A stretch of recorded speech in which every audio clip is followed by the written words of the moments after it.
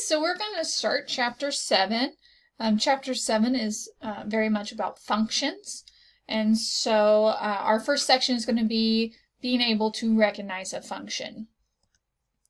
So we're going to start with some vocabulary. Our first vocabulary, the definition is any set of ordered pairs. And so the vocabulary word is relation.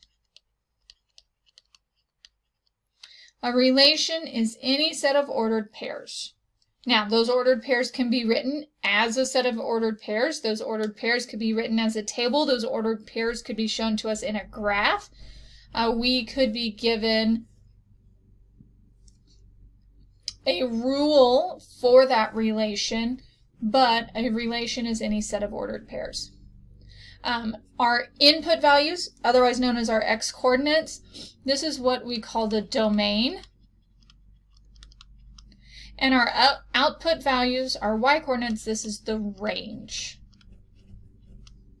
So domain would be what x values, what x-coordinates are part of our relation, and the range are going to be what y values are part of our relation.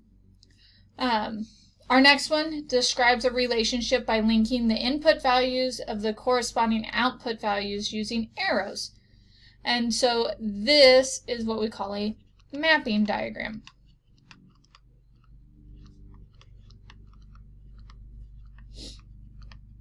And we'll talk more about what that mapping diagram looks like. But you're going to have your inputs and then your outputs, and you're going to draw arrows from the input value to its output value. And then our last vocab word, this is a rule for taking each input value and producing exactly one output value. So rule meaning equation, and we call this a function.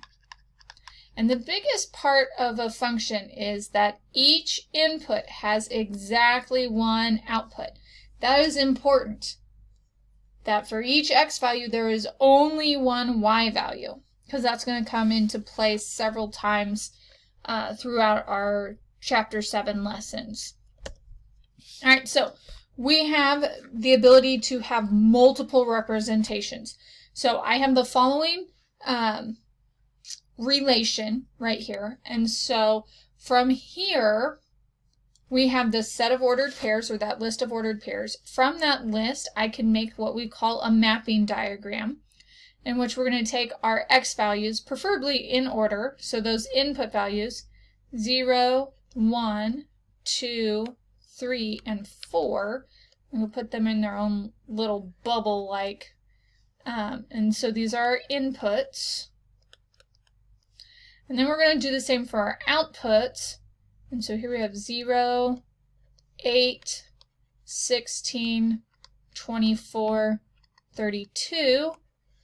And so there's our outputs. And so a mapping diagram,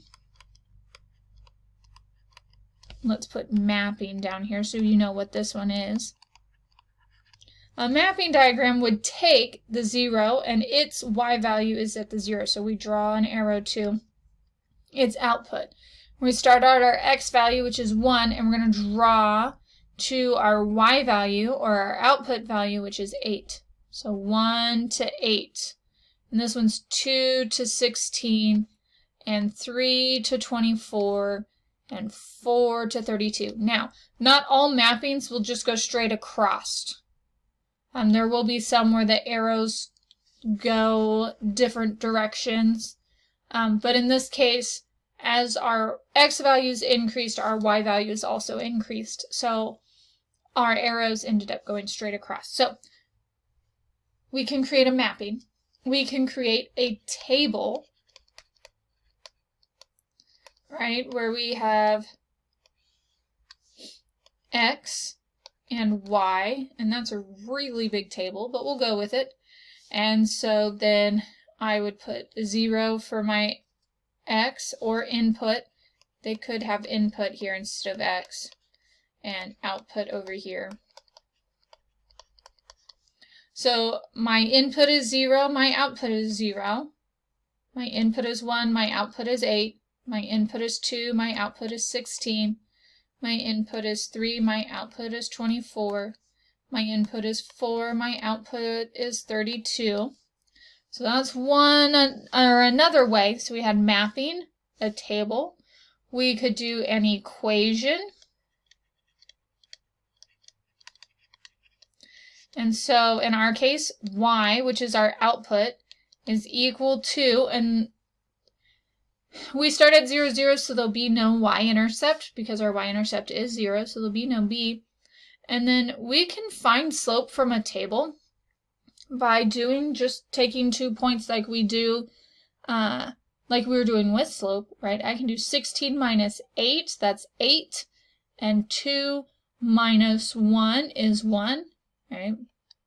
The difference between these, and I would want to check that, but the difference between all of these is 8. And the difference between all of these is 1, even between these zeros up here. And so then my difference in y over my difference in x means that I have a slope of 8. So my equation would be y equals 8x, and we already established that there is no y-intercept. So that's my equation. The other would be to graph.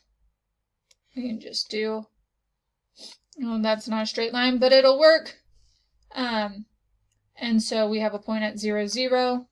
Thank you.